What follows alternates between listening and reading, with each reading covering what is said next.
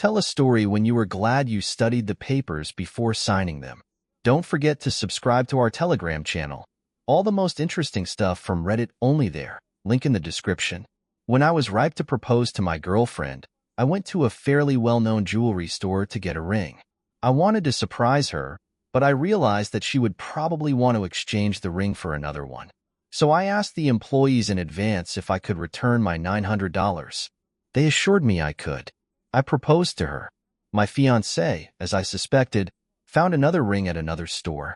So I went back to that store and asked for a refund. The employee looks at me and says, "No problem, just sign this first." I look at the little paper she gives me, already reaching to sign, when suddenly I see it in small print. I acknowledge that this purchase is final and non-refundable. I look at the girl and ask, "Why do I suddenly have to sign this?" She put the paper away, called the manager, and he transferred the full amount to my card without any questions. If anyone's interested, it was at People's Jewelers in Vancouver. I'm a musician. One time I was wanted on a label. The contract was written in very, very broken English. Idiocy permeated the whole document, but I was particularly amused by the following clauses. 1. I have to give them my name. 2. I have to give them the copyrights to all my old songs. 3rd, if they don't sell off all physical copies of my music, I will be obliged to compensate for the loss of my pocket. Fuck them. Edit. Since you ask, I'll leave a link to my Bandcamp. I do industrial, very noisy in places, so be prepared. Sorry, we couldn't sell 12 million of our CDs. How do you think we'll pay for it? My husband and I were buying a house. My husband signed the papers right away, but I had some other things to do, so I couldn't get there until the evening. I arrive and start looking at the loan application right away. Our lender sees this and says, "You know you don't have to read it all, especially since your husband has already signed." I'm like, "Nah, I want to make sure it's the way I want it." Well, and then it turns out that on the papers we borrowed $250,000 at 25% interest. Yeah, now, I didn't sign anything, and I got the hell out of there. The creditor after me began to threaten to sue, to which I replied that I sue cheaper than to pay his overheated interest. Since then, I've been handling the mortgage. And this lender, by the way, was a high school friend of my husband's. Please tell me you had a serious conversation with your husband. I would be furious if my husband signed such an important document without at least reviewing the main points. One time when I was applying for a job, it was written in the contract that I would have to work for them for at least 4 years. Otherwise, those 4 years would count as training, which I would have to pay out of my own pocket if I left early. A while ago, we got Wi-Fi at our school. When I first tried to connect to it, I noticed that the terms of the agreement stated that the school would be able to take my phone and examine its contents. I decided I didn't need it, and so I still don't use it. Decided to buy a connected phone for $200. The salesman told me that they were closing and that it would be more convenient if I came to sign the papers the next day. By morning, the amount on the contract that had been sitting on the table all night had somehow miraculously changed from $200 to $300. I caught them at it and left for another store. My wife and I went to the car dealership to register our first car. We were going to take it in installments because the salon had a special offer for recent college graduates, which allowed us to get a loan without additional interest. Their financier offered us 2 loan options, one for 3 years, the other for 5 years. While we were chatting, he assured us in every possible way that both options were interest-free. So we agreed to the 5-year option to reduce the premiums. Then the same dude gives us papers and hurries us to sign them as soon as possible. But we're not completely stupid, so we start reading the details. And what do you think? It turns out that the 5-year loan does not fall under their action, and that under this contract we will have to overpay 6.5%. In my opinion, that's a lot more than zero. We got angry and started threatening to walk away now. Then, realizing that they were about to lose customers, they made concessions and gave us a discount on the car. Man, that's how many graduates fall for it. Signing papers blindly. The dude who rented me an apartment let me move out a month before our contract expired because he already had the next tenant in mind. All he needed was my written consent to do it legally, to move out early, and one piece of paper that would change the terms of the original contract. When he brought it to me to sign, I decided to study everything thoroughly because I was aware that the dude had been in jail for fraud not so long ago. And I did the right thing, because there was a clause that said that if something went wrong with the new tenant, I would stay on the hook and keep paying rent, even though I didn't live there anymore. When I caught him on that clause, he was like, yeah. I added that part to protect myself a little bit, and then he stole my deposit. Man, I should sue him already. I hate you, John. We were selling our business. My wife's car was registered to the company, but we weren't gonna sell it. When the lawyer came to see us, we made it clear that we were selling all the equipment, merchandise, etc., except the car. Guess what was in the contract he sent us a week later? Thank goodness we reread everything carefully and managed to cross that clause out before the papers got to the buyer. I found a job 350 miles from home, family and friends. The conditions were awesome. The interview went great, plus I purely coincidentally met a guy there that I had worked with years ago. Everything seemed so cool that I rented an apartment within walking distance of work. Technically, I was already hired. All I had to do was bring the signed papers. The day before I was supposed to hand them in, I decided to take a quick look at what I was getting myself into. And there I saw 3 clear problems. I don't remember exactly what these points sounded like, but I'll try to paraphrase.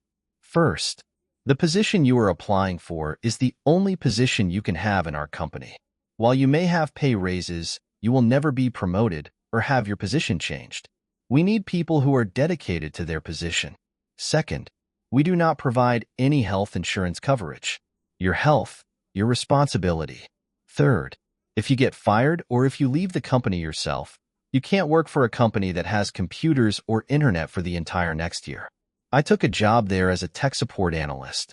The salary there was going to be excellent, but when I saw these points, I immediately ran away from there. Third point, they would never stand up in court. Never. Yeah, they just intimidate people who don't know what they're doing. If your employment contract has such murky clauses in it that restrict your life after you're fired, you can hammer them out, as they are almost never enforceable. At my last job at a restaurant, we were sent a new terms of employment contract.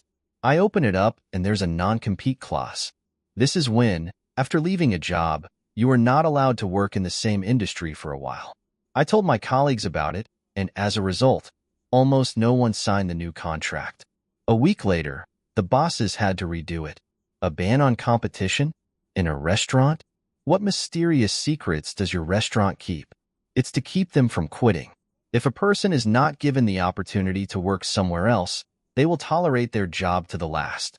If you suddenly think you can't work elsewhere, the prohibition on competition only works when it involves industry secrets that could give another company an incredible advantage. But even in those cases, the court has yet to decide whether or not the injunction was justified. It's usually 50-50ths. I once decided to sign up for a gym membership. Instead of the promised $90 a month, my card was charged $250. Distressed that I had been cheated, I went home. The next night, I hardly slept at all because I was still angry. The morning after, I decided to call them and see if there was any way I could cancel my season ticket, to which I was told that was only possible if I moved to an area that didn't have their gym. A day later, I read our contract and found a clause where it was said that within 2 weeks, the season ticket could be canceled without any explanation. And at the time, it had only been 3 days.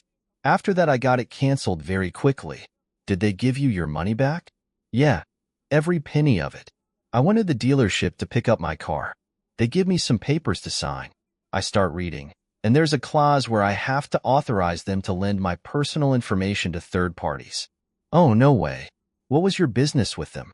First time in my life, I brought them a car for repairs. They took it, they fixed it, but they wouldn't return it without a signature. When I got to that point, they had to erase my data from the system. After that, I just took my keys and drove away. The auto mechanic dealer only has the right to not give you the car if you haven't paid for their services. If the bill is paid, they can't hold your car. Otherwise, it is a theft. In such cases, you can safely call the police. I was looking for a new room. I went to look at another apartment. I liked it so much I was ready to put down a deposit, but I decided just in case to study the house rules. which were sent to my email in advance. It is important to add that while I was looking at the apartment, I was given another rules printed on paper. They seemed unnecessarily strict to me, especially for such an expensive rental. But overall it was okay, and I knew there was nothing I could do about it. Praise Odin that I had the good sense to read their email. The rules on that list were fundamentally different from what I was shown on site. There were the first types. First, if you want to bring a guest to your place, you have to put in a written request a week in advance, which must be approved by everyone in the apartment. The second, guests can only be at your place until 22:00. Third, guests are not allowed to stay overnight. Fourth, when someone comes to visit you, they must leave a $20 fee to cover the cost of water in the restroom. I read all this and thought, what do you want me to do? Pay you $1,000+ for a room, and I couldn't yob here to invite my friends over. After which, of course, I gasped at them. There's been a lot of other roofies out there. These are just the most memorable. $20? That's expensive, but they have water in the toilet. If I had to pay that fee, all I'd do is flush the toilet. I was going to freelance for a media company. I was a graduate student with 2 years of experience at the time. They sent me a contract, and there's the former. A salary of £6.50 an hour. Second, the expectation that I could work 37.5 hours a week. Third, I have to use my own car for work. Fuel depreciation is not covered.